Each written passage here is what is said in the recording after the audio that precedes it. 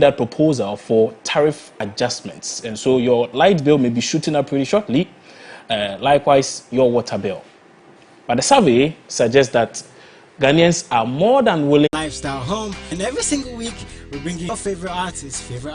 Say cheese, take a picture, share a post, make a see, take a picture. Indeed, we also bring you exclusives.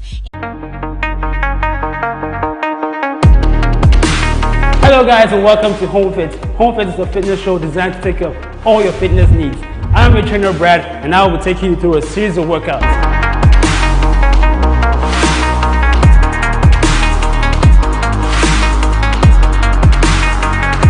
After a great workout, let's talk nutrition.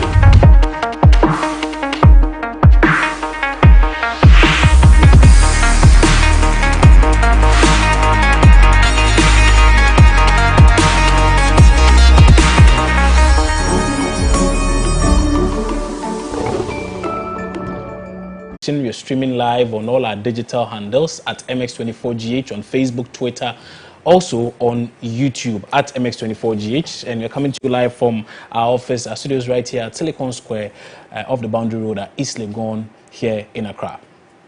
So, country broke, country no broke. Are you okay? Do you have enough money? It appears that our utility providers are pushing for an increase in tariffs, and they suggest that that is the only way that we can have a sustained power.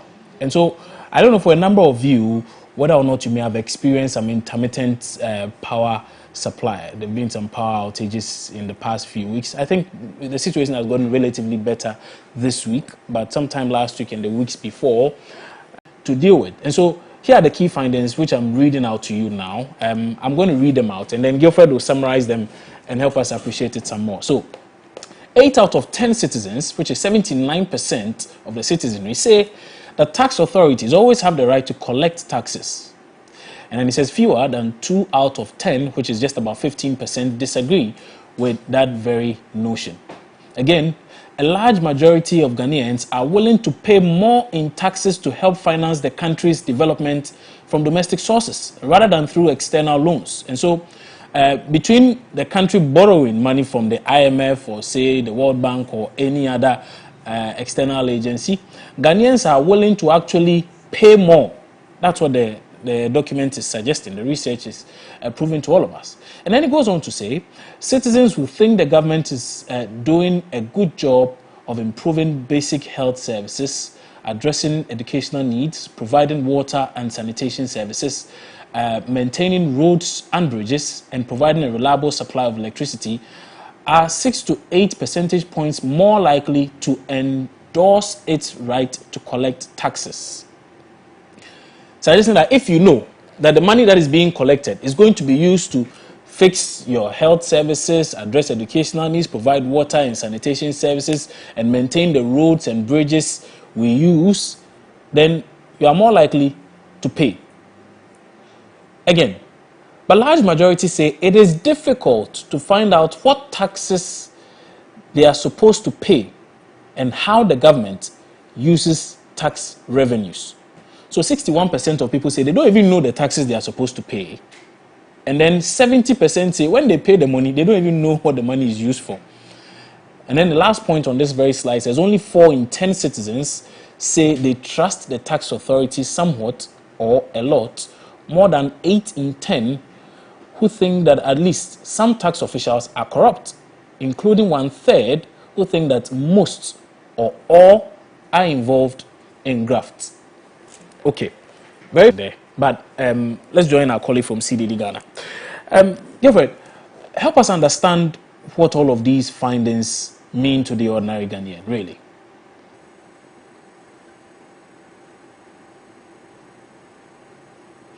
Gilfred, if you can hear me, we want to get a fair appreciation of what this actually means to each and every one of us here. Is this a fair reflection of what myself and my colleague Anaba here sitting, what it is that we are currently thinking of? To support the development of their own country. Okay. Or would prefer the government to go out and borrow money to come and develop the country. So putting these two scenarios before Ghanaians, we realized that a lot of Ghanaians are in support of paying more taxes to support the development of the country rather than government going out and contracting loans to develop the country.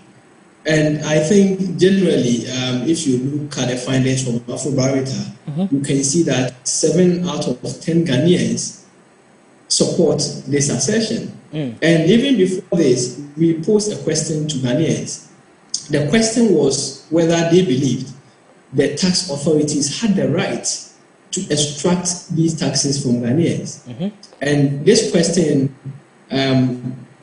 fits into the legitimacy of taxing Ghanaians. And so they accept the legitimacy of the state to extract taxes from them for the purpose of development. That is the key thing. In addition to this, they are saying they prefer to finance their own development rather than government going out to contract loans for development.